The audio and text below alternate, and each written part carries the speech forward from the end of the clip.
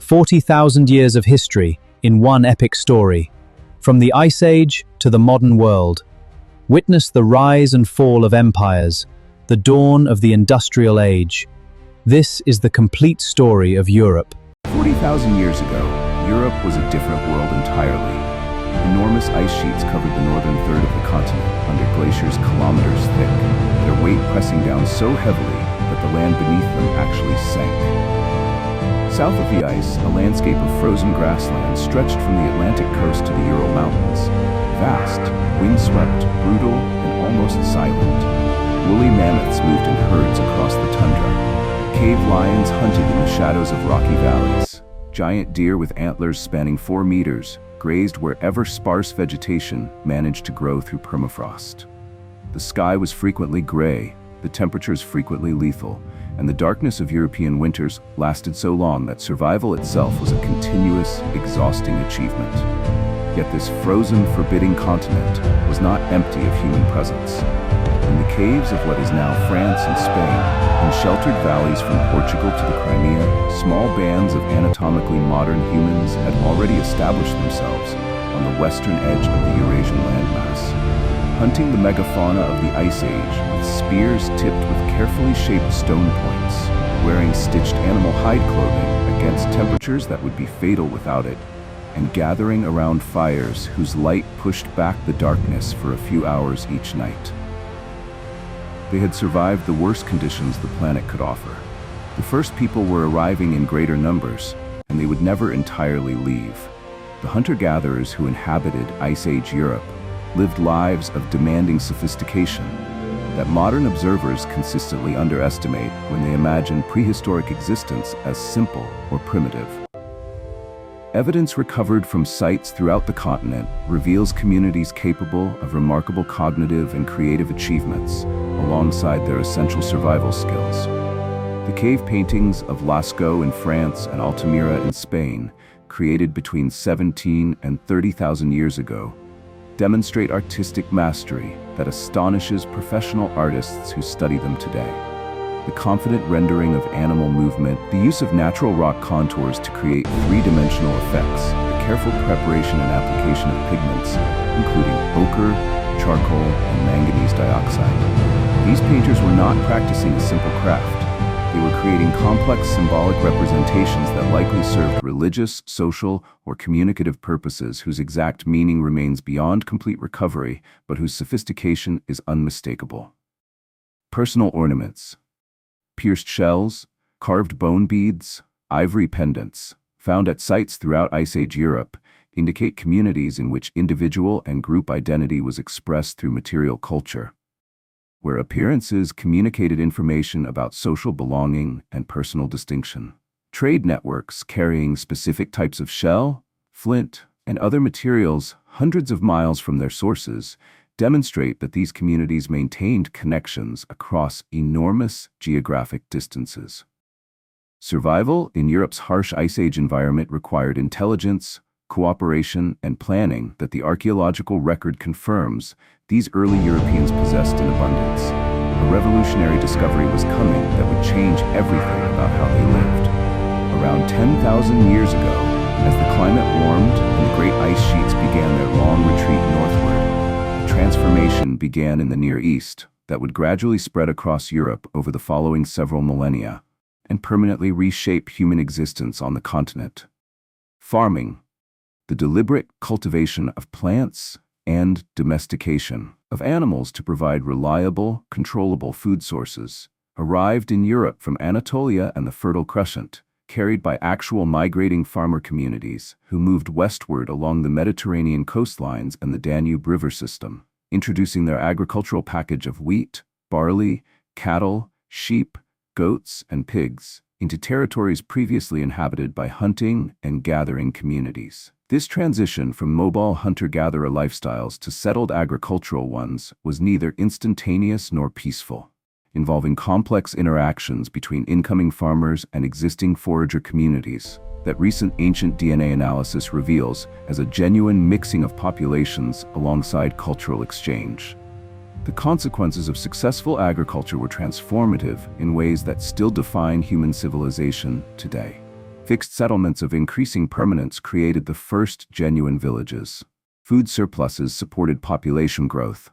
Growing populations required more land under cultivation, driving agricultural communities ever further into previously forested European territories. Specialists emerged, potters, weavers, toolmakers, whose concentrated expertise improved technology faster than any previous period. Communities accumulated possessions, and possessions created new kinds of inequality and social hierarchy. The world was becoming more complex with every generation. And then, as these farming communities grew and spread, they began building something that still commands awe thousands of years later. Between roughly 5,000 and 3,000 years ago, communities across Europe undertook monument-building programs of staggering ambition, erecting stone structures whose construction required organizational coordination, specialized engineering knowledge, and sustained collective effort that challenges comfortable assumptions about the social limitations of prehistoric society. Stonehenge on England's Salisbury Plain, whose largest stones were transported from Wales over distances exceeding 200 miles through a combination of water and land transport, whose exact method continues generating scholarly debate, was constructed and modified across a period of over 1,000 years, suggesting generational commitment to a single sacred project that modern institutions rarely match. Newgrange in Ireland, older than Stonehenge and precisely aligned to illuminate its inner chamber during the winter solstice, demonstrated astronomical knowledge sophisticated enough to predict celestial events with accuracy requiring years of careful observation. The megalithic tombs of Brittany, the stone circles of Scotland, the passage graves of the Iberian Peninsula, the mysterious temples of Malta, these monuments, distributed across the length and breadth of Europe, suggest a continent connected by shared religious ideas and monument-building traditions whose exact nature remains partially obscure, but whose geographic extent is remarkable. These were not simple people building simple structures. They were communities investing their most significant collective resources in projects that expressed their relationship with the sky, the dead, and the sacred landscape they inhabited. Metal was approaching that would bring new power and new complexity to the communities that had built in stone. The Bronze Age transformed European society in ways as significant as any subsequent technological revolution. Bronze, the alloy of copper and tin, whose combined properties of hardness, workability, and durability exceeded anything stone tools could offer, became the defining material of a new era beginning around 3200 BC in southeastern Europe and spreading progressively northward and westward over subsequent centuries. The social implications of bronze technology extended far beyond simply better tools and weapons. Copper and tin deposits were not evenly distributed across Europe, meaning that the raw materials for bronze production had to travel long distances through exchange networks connecting communities across the continent.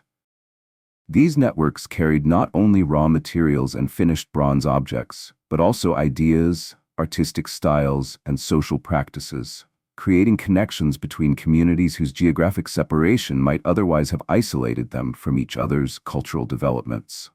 A new class of specialists, metalworkers whose skills took years to develop and whose products commanded high value, occupied increasingly elevated social positions within Bronze Age communities.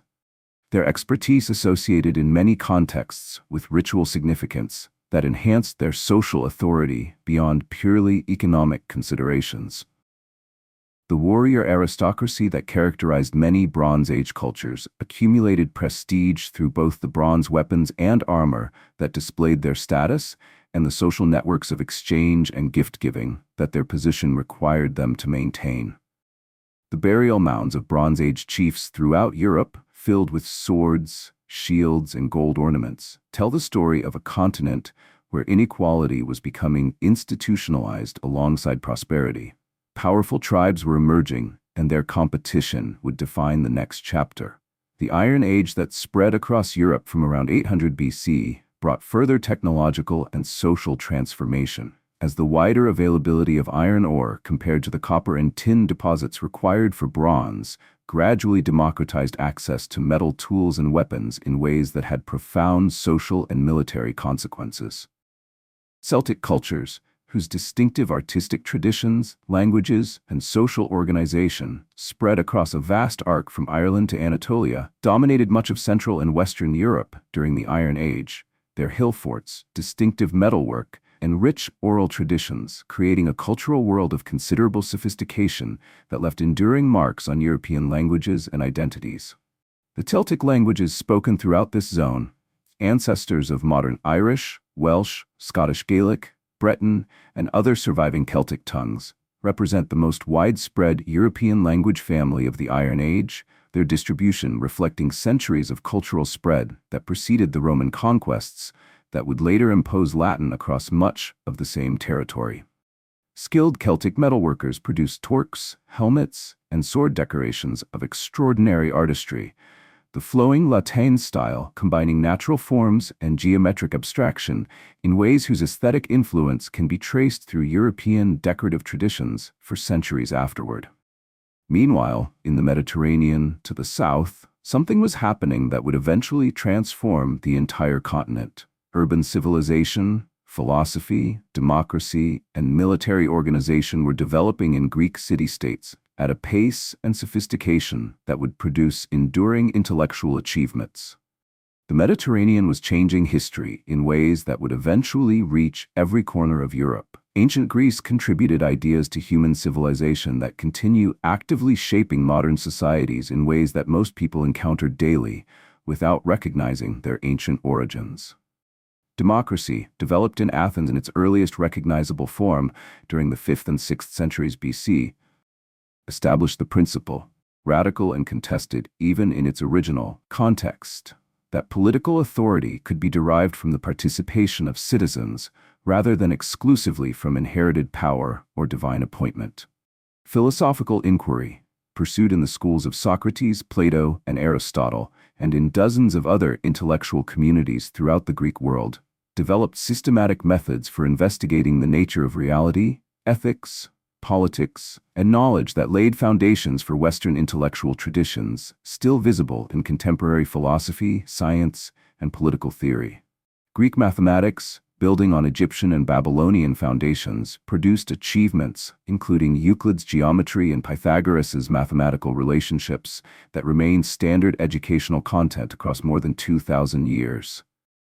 Greek drama, tragedy and comedy, explored human experience with psychological depth and artistic ambition that influenced theatrical tradition from Roman comedy through Elizabethan drama to contemporary film. Greek sculpture developed techniques for representing the human body in idealized yet naturalistic form that remained the dominant standard for European figurative art for over 2,000 years. The city-states that produced these achievements were also perpetually at war with each other, their political divisions eventually proving fatal to Greek independence when confronted by Macedonian military power and subsequently Roman expansion.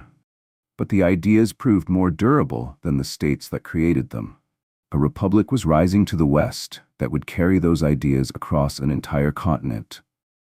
Rome's transformation from a small city-state on the Tiber River into a power that eventually controlled the entire Mediterranean world and extended its authority deep into Europe represents one of history's most remarkable political and military achievements. Roman legions, organized with disciplined professionalism that outmatched most opponents, gradually conquered the Italian peninsula, then the Western Mediterranean, then Greece and the Eastern Mediterranean. Then extended northward into Gaul, Britain, and the Rhineland frontier regions of Central Europe. The infrastructure that accompanied Roman conquest, the roads, aqueducts, bridges, administrative centers, and legal systems, transformed the territories it touched in ways that outlasted Roman political authority by centuries. Roman roads, built with engineering precision that gave them durability, lasting millennia in some cases, created physical connections between distant regions that accelerated trade, military movement, and cultural exchange throughout the empire's vast territory. Latin, the language of Roman administration and eventually of widespread daily use throughout the western provinces, became the linguistic ancestor of French, Spanish, Portuguese, Italian, Romanian, and dozens of other Romance languages still spoken by hundreds of millions of people today. Roman law, whose principles of codification, rights, and legal procedure permeated the empire's administration, influenced the development of legal systems throughout Europe across every subsequent century. This vast, diverse, impressively administered empire reached its greatest territorial extent in the 2nd century AD, when its population approached 70 million people. Yet the empire that seemed eternal was already showing signs that would eventually prove fatal. The fall of the Western Roman Empire in the 5th century AD was not a single dramatic event, but a prolonged, complicated process whose causes historians continue debating with genuine intellectual disagreement about the relative importance of military pressure, economic dysfunction, political instability, climate change, disease, and internal social transformation. The Germanic peoples who moved into Roman territory from the 3rd century onward, Visigoths, Ostrogoths, Vandals, Franks, Burgundians, and others, were not entirely external barbarians attacking a stable civilization from outside, but peoples who had long existed in complex, often militarily integrated relationships with Rome, providing soldiers for Roman armies and receiving Roman goods and cultural influences through extensive border trade.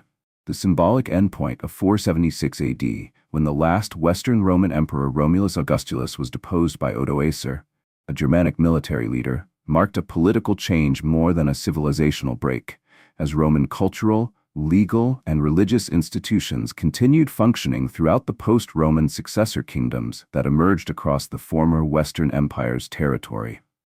Christianity, which had spread throughout the Roman world and received imperial endorsement under Constantine in the 4th century, provided institutional and intellectual continuity across the political transition, with the Catholic Church maintaining Latin literacy, preserving classical texts, and providing administrative functions that secular governments could not always supply. The Eastern Roman Empire, centered at Constantinople, continued for another 1,000 years as the Byzantine state, maintaining Roman traditions in a dramatically changed world. New kingdoms were rising across Europe, built on Roman foundations while developing their own distinctive medieval character. Medieval Europe emerged from the turbulence of Rome's decline into a world that was simultaneously building on classical foundations and creating genuinely new institutions, artistic forms, and ways of organizing political and spiritual life. The great Gothic cathedrals that rose above European cities from the 12th century onward, Notre Dame de Paris, Chartres, Cologne, Canterbury, Salisbury, represented engineering achievements of the first order, their stone vaulting and flying buttresses solving structural problems that allowed unprecedented height, and the vast stained glass windows that flooded interiors with colored light of extraordinary beauty. Universities, founded at Bologna, Paris, Oxford, Cambridge, and elsewhere from the 11th and 12th centuries onward, created new institutional frameworks for the systematic pursuit and transmission of knowledge, their curriculum combining theology with philosophy, law, and medicine in ways that gradually produced an educated professional class capable of serving both church and secular governance. The feudal system that organized much of medieval European society, complex hierarchies of obligation and service, connecting peasants to lords to kings through layered relationships of land tenure and military service, provided a framework for political order across territories too large for direct royal administration, though at the cost of considerable local variation in the practical experience of governance and justice.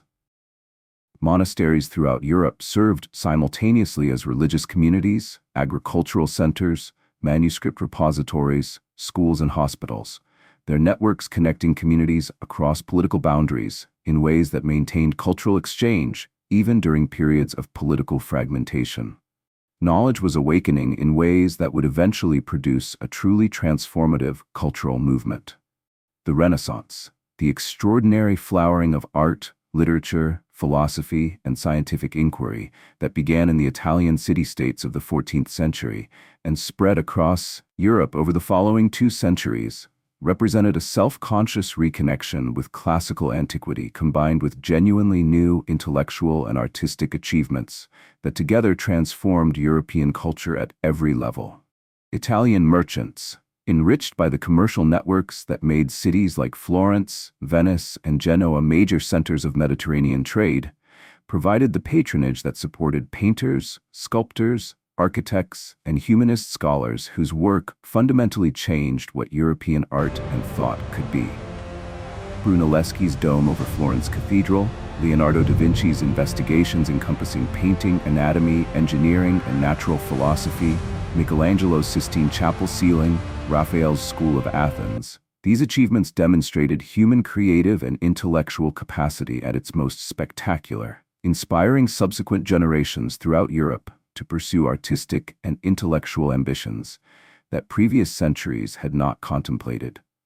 The invention of the printing press by Johannes Gutenberg, around 1440, combining existing technologies with innovative application, transformed the speed and scale at which ideas could spread throughout Europe, making books affordable to a much broader audience than manuscript production had ever reached, and enabling the rapid dissemination of Renaissance ideas, humanist scholarship, and eventually Protestant religious reform throughout the continent.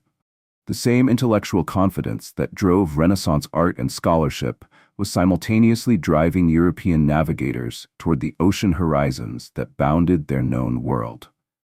The oceans were calling with a persistence that could not be resisted. European maritime exploration during the 15th and 16th centuries extended the continent's geographic knowledge and political influence across the entire globe in ways that permanently changed the history of every inhabited continent simultaneously. Portuguese navigators, systematically pushing southward along Africa's western coast from the early 15th century, under the organizational direction of Prince Henry the Navigator and his successors, developed the navigational techniques, ship designs, and institutional knowledge that eventually allowed Vasco da Gama to reach India by sea in 1498, breaking the Ottoman monopoly over eastern trade routes that had made spices and Asian luxury goods so expensive in European markets.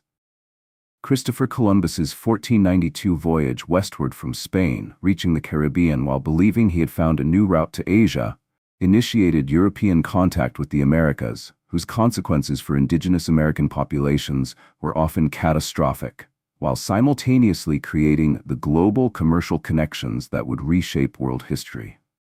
Ferdinand Magellan's expedition of 1519 to 1522, completing the first circumnavigation of the globe, demonstrated definitively that the Earth was indeed spherical and established the full geographic context within which subsequent European expansion would operate.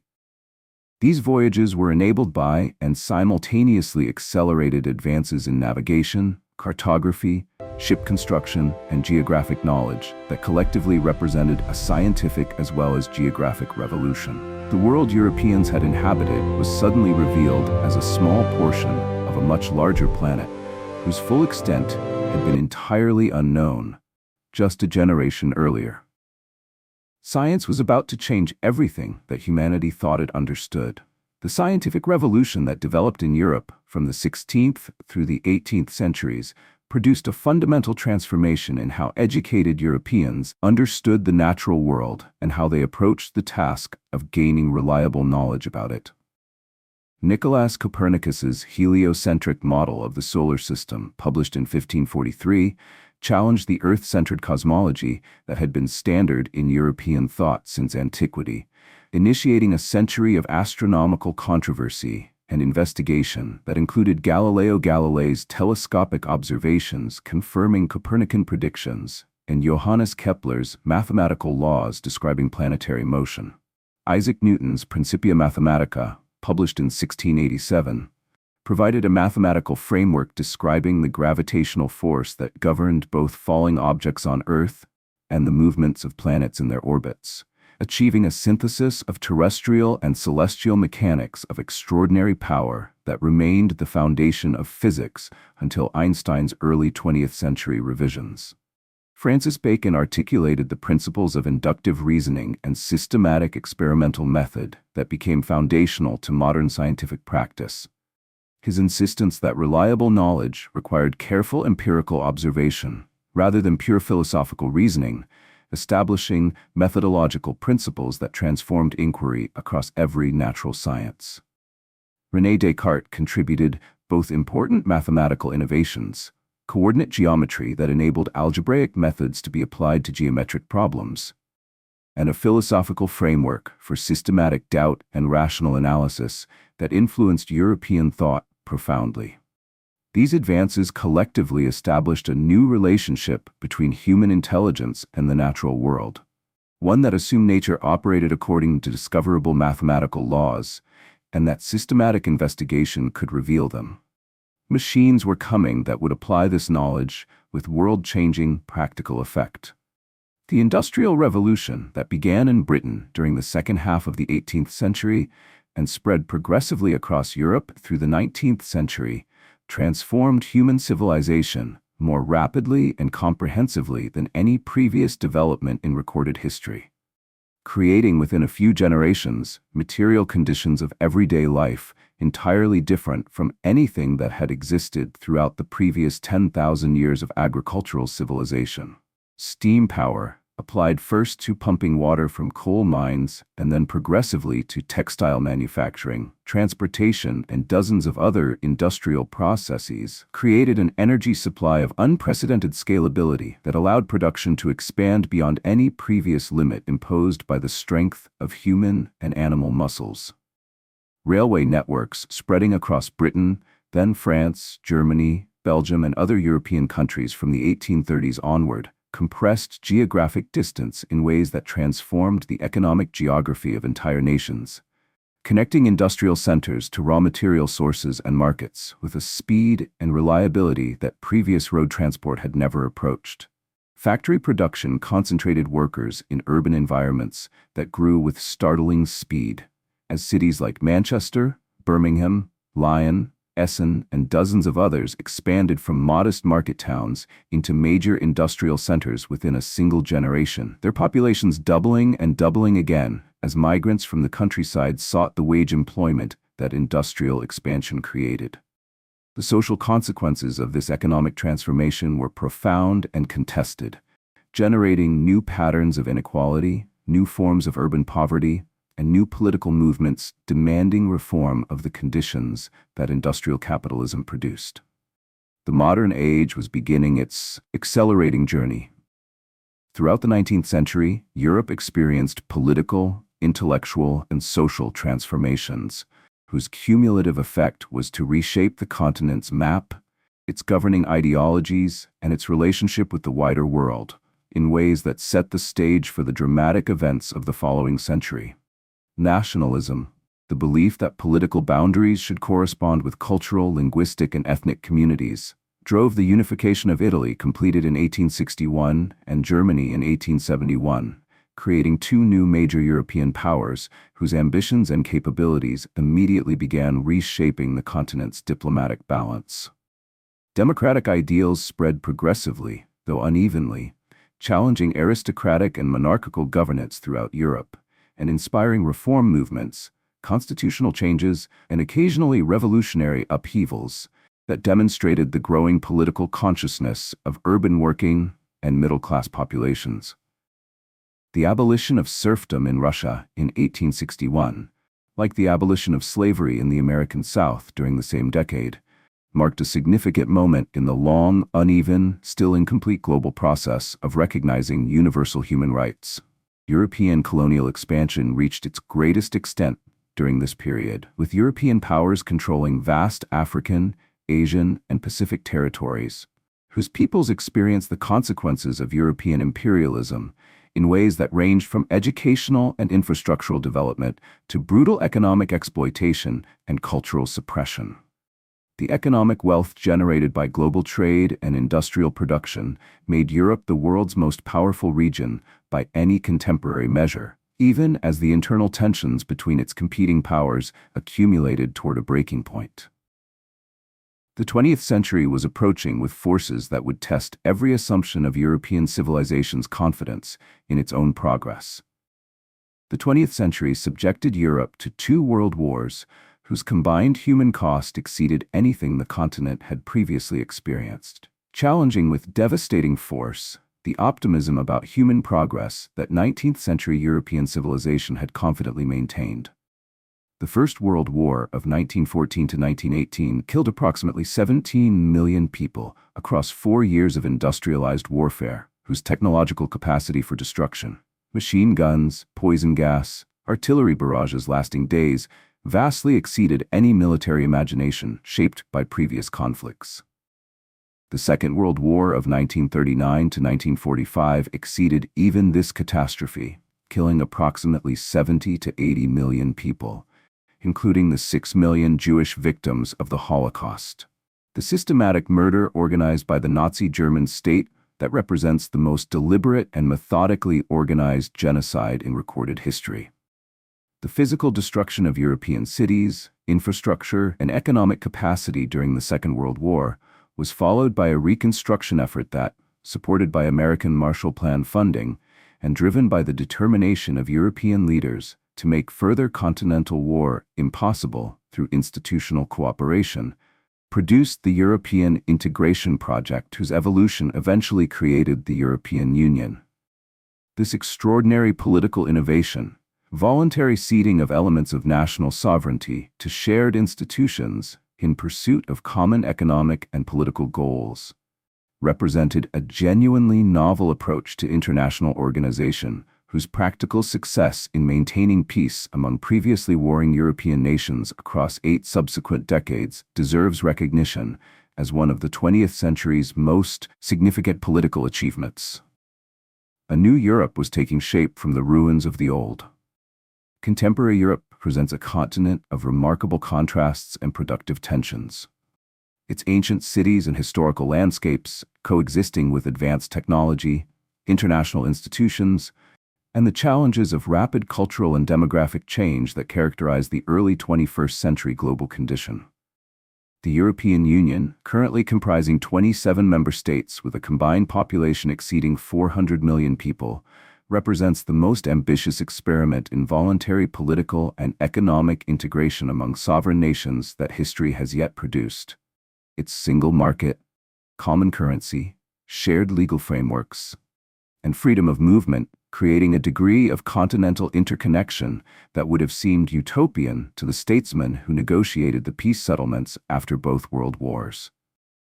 European universities, research institutions, and technology companies contribute substantially to global scientific and technological progress. Their work in areas ranging from particle physics at CERN to renewable energy technology to medical research, maintaining Europe's position at the frontier of human knowledge, despite the relative demographic and economic weight shifts that have characterized the 21st century global economy.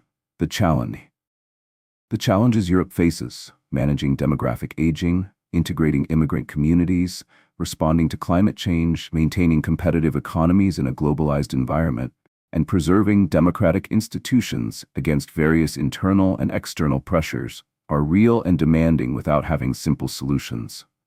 Yet Europe's capacity to adapt, demonstrated consistently across its thousands of years of continuous civilization, provides reasonable grounds for measured optimism about its ability to navigate these challenges, as it has navigated every previous set of difficulties its long history has produced. Its influence extends far beyond its geographic boundaries in ways that the following chapters help illuminate. Europe's diversity: the dozens of distinct languages, the hundreds of regional cultures, the bewildering variety of folk traditions, culinary practices, architectural styles, musical forms, and religious expressions that coexist within a relatively compact geographic area, represents not a weakness requiring homogenization, but the accumulated product of thousands of years of distinct community development that constitutes one of the richest cultural inheritances in human history. The Romance languages of Southern and Western Europe carry within their vocabularies the deep inheritance of Latin civilization, overlaid with the contributions of Germanic, Arabic, and other linguistic influences. The Germanic languages of Northern Europe preserve different layers of European history, connecting their speakers to the tribal cultures that both challenged and absorbed Roman civilization.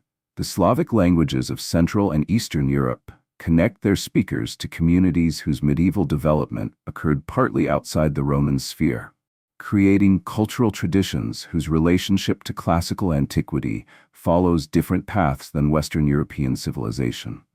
The Celtic languages, spoken in small but culturally vital communities, from Ireland to Brittany to Wales, maintain direct linguistic connections to the Iron Age culture that covered much of the continent before Roman expansion.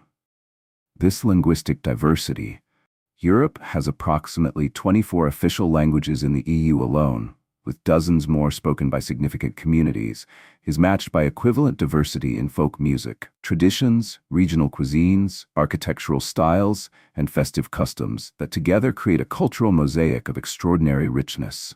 Understanding what unites so many different peoples amid such genuine diversity requires looking beneath the surface differences to the deeper shared inheritances. One final chapter remains to complete the picture. Behind the great monuments, the celebrated philosophers, the conquering emperors, and the innovative scientists who fill the standard narratives of European history, stand the uncounted millions of ordinary people whose daily lives constituted the actual substance of European civilization across its entire history. The prehistoric farmers who cleared forest and worked the soil of Neolithic Europe with stone tools, their annual rhythm of planting and harvest, establishing patterns of relationship with the land that persisted for thousands of years. The Roman auxiliary soldiers from North Africa, the Balkans, and the Rhine frontier who garrisoned Hadrian's Wall in Britain, far from their homelands, maintaining an empire whose administrative requirements drew people from every corner of the known world into new geographic relationships. The medieval peasant communities whose agricultural surplus supported the construction of cathedrals they would attend but never fully comprehend. Their labor, the invisible foundation of the feudal order's visible monuments. The women of every era and class whose domestic work, child-rearing, community maintenance, and increasingly their participation in economic and intellectual life sustained European civilization while receiving consistently less historical recognition than their contributions warranted. The immigrants who have moved through Europe in every generation, refugees from persecution, economic migrants seeking better circumstances, merchants establishing trading communities in distant cities, enriching the cultural complexity of receiving societies while maintaining connections to the communities they left. These people, as much as any king or philosopher or engineer, built the continent whose story this documentary has attempted to tell. The complete journey now gathers itself for its final reflection. From frozen wilderness where mammoths walked beneath northern skies to thriving cities where millions of people live in material conditions that previous generations could not have imagined, Europe's journey across 40,000 years of human habitation is a story of such sustained creativity, resilience, and transformation that its full significance is genuinely difficult to comprehend from within it. From scattered tribes following game across Ice Age grasslands to interconnected nations cooperating in shared institutions while maintaining distinct identities, Europe's political evolution demonstrates both the human capacity for progressive achievement and the persistent difficulty of sustaining it against the forces of division, violence, and narrow self-interest that repeatedly challenge every cooperative accomplishment. The ideas that emerged from ancient Greece are still being debated in philosophy seminars and contested in democratic elections. The legal principles that Roman jurists codified are still embedded in the legal systems of dozens of countries. The artistic traditions that Renaissance painters developed are still shaping how painters and filmmakers construct visual experience. The scientific methods that Galileo, Newton, and their contemporaries established are still the foundation of every research laboratory and university science department. The institutional innovations that post-war European statesmen created to make another continental war unthinkable are still functioning. Imperfectly, but genuinely, to maintain peace among nations that spent centuries fighting each other. Europe's story is not a single narrative with a beginning, middle, and definitive end. It is the interconnected journey of countless peoples whose ideas, conflicts, achievements, and exchanges help shape not only one continent, but the modern world itself.